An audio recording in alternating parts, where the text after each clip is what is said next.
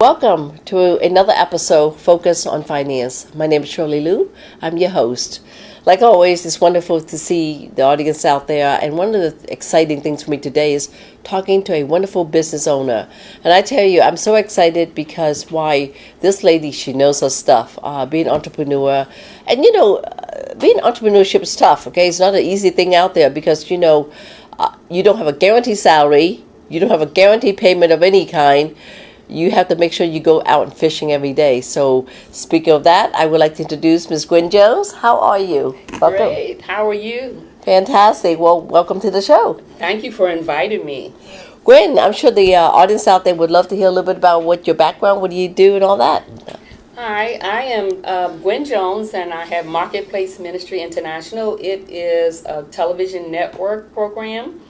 And I talk about different things that pertain to people and their education. That's amazing. That's amazing. And I know that, as entrepreneurship, there's kind of two different flavors. There are people that kind of work by themselves and really technically don't have anyone working for them. And then you have the other one where you have maybe a few people working for you, 2, 3, 4, 5, or it could be 100, or then you could have 1,000. Right, and of course, when it comes to business owner, each and every one of them have different way they operate in the business. Okay, so I'm gonna ask you a little bit. Let's break down a little bit for the small business owner, because I think there's more small business owner out there than a large corporation combined. It is amazing, the numbers of what I see. From a small business owner standpoint, for you, like example in your case, what are some of the challenges that you see as a business owner that you operate today? Just kind of share with us anything at all that you see. Cash flow, and to be able to maintain benefits, because you still need benefits, Wow, okay. When it comes to getting other people to work for you, employees, we still have to look at the fact that how can I afford them to pay the benefits, because they need them too. Wow, okay. So let's talk about you individual from a benefit standpoint, right? What are the biggest benefits from your side as a small business owner where you don't, I know you have to have cash flow coming in to pay every day the bills, the electric, the rent to keep the lights on and all that.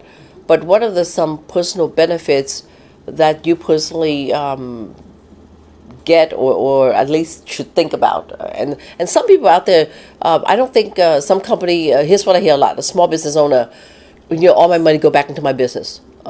I don't save anything. I don't have anything. I don't, what's your points of view on that, Well, I think that every business person for themselves, we need to have a retirement plan. It's so important that we know where we're going. We want to maintain a lifestyle when we stop the business. And we also need to look at it for our employees. So I know there are ways that we can come up with that. Yeah, absolutely. Well, I appreciate you say that because you're one of the, employer or individual business that kind of think about that. But I think a lot of time I also hear people say that, well, if I die tomorrow, my family's going to get my business. But what they don't understand in some cases, I find that, let's say your kids or your family, and you do, let's say you're a barber, you're cutting hair, or you're a beautician, right? Mm-hmm. Well, I don't know how to cut hair. I don't know how to do that. That's a trade, business that more likely I'm not going to go into it. Or it may not be my passion in whatever this business my mom and dad does.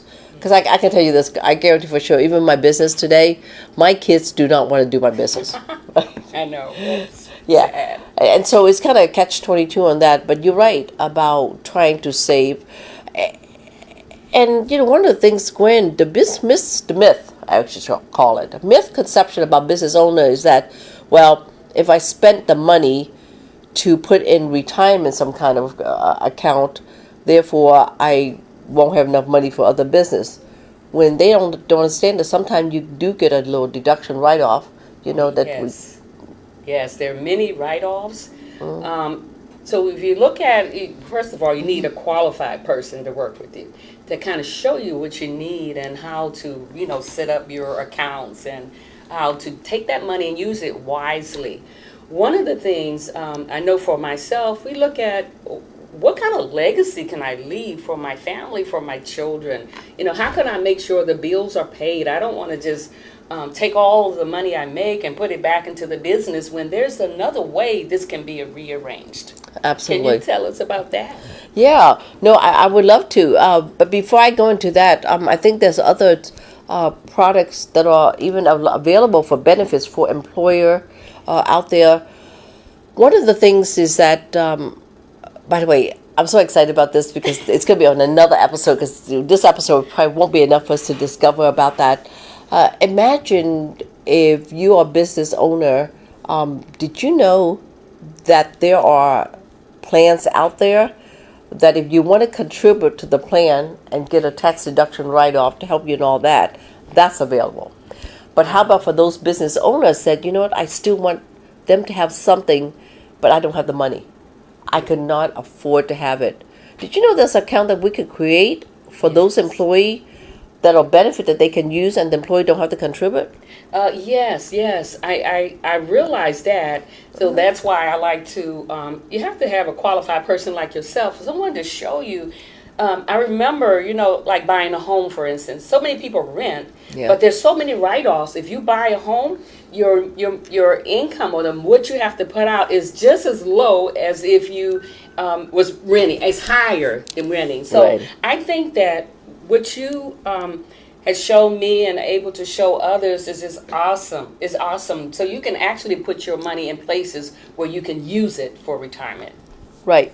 And from a business owner standpoint, from a financial standpoint, what I normally do is that people say, well, I want to retire, or I want a deduction write-off. You are absolutely right. You have to talk to someone that knows the stuff, because if I know where you're going in life, because from a business owner standpoint, you may say, look, Shirley, I want to retire in 5 years. And I wanted to ask you, well, how much money do you need to retire in 5 years? So, some of you guys may have to work a little longer. And then I have other cases where they say, gosh, from the way it looks, I can't retire until 10 years. And when I looked at the finances, I was able to do it in 5. Wow, see? Awesome. And then these are the unique strategies that you kind of think about. When you're working with someone, guys, just make sure that it's like a roadmap, right? If you want to get to certain places, let me know where you are. For example, let's say if you want to get to New York. I'm going to ask you, well, where are you today? Are you currently in Virginia or Maryland, like where we are? And that can give you direction where to go. Or if you're in California, then of course, I'm going to say, oh, you're going to have to take a plane, to kind of get there and all that. So part of the financial planning, whether you're a business owner or individual, any of that, you have to be candid, honest with yourself, and tell the other person where you are. Okay, what kind of like money? I'm the money doctor, sort of, but here's the deal. You can't go to a doctor, and if you're sick, and you go into the room and visit a doctor and say, hey, doctor, I don't feel well, I'm sick. Can you help me, right? And of course, you ask for help and guidance and those kind of things. You can't go in and say, well, guess why I'm hurt? Guess why I'm sick? If you don't give the right diagnosis of what you have, then the doctor can't give you the right prescription. Right. And so to me, financial planning is like that. You have to be honest, because there's so many times I have sitting across people, and you know what they say to me? They don't give me full disclosure. Oh. They could say that, well, I have $300,000, but okay, great, you have $300,000, but you don't tell me that part of that's going to be a down payment for a house that you're going to do. It's very dangerous, when you do that, because the financial planner or the person that's helping you cannot give you the adequate information. They may put you into a product that now you've got a huge liability if you take the money out early. Yeah, I think that, like you said, disclosure.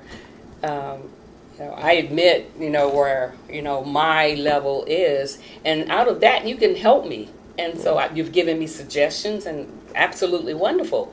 So I recommend just tell it. It's not embarrassing.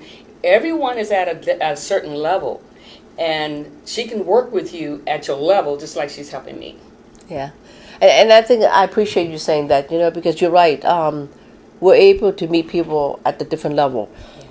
There may be places, we get situations where people say, you know what, I can't afford to save. I just don't have enough money to save. I am knee deep in debt and credit and everything else, And a lot of time, in some cases, well, we can say, okay, there's a good debt and there's a bad debt, and that. And if we could identify those up front, which one we could pay off early and which one we can't, and does it make sense to have this or does not make sense? There's just so many ways.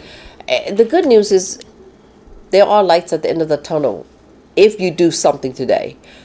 If you don't and are not proactively having that conversation, talking about your money and your finances, guys, you are in the big trouble out there.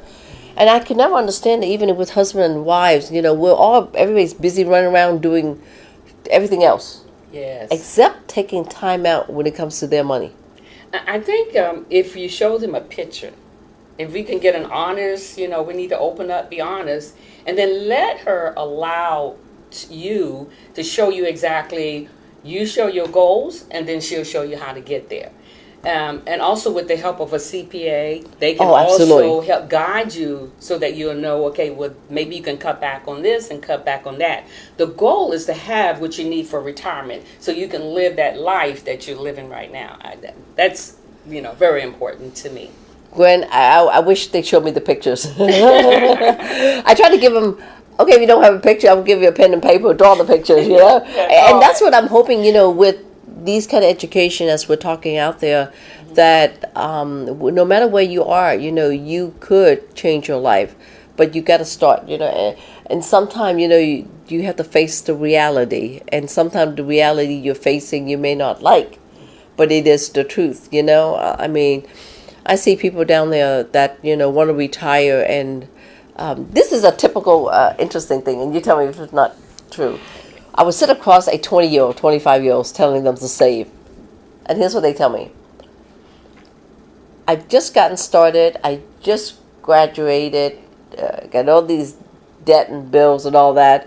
I can't save because I just finished with a huge debt, right? Wow. That's a 25-year-old. Then I meet a 35-year-old. And the 35-year-olds, of course, have a different reason. I can't save because I don't have, enough money. I got kids, just got married. Then you meet a 45-year-old, I got to save money to pay those kids, daycare. And then a 55-year-old, guess what?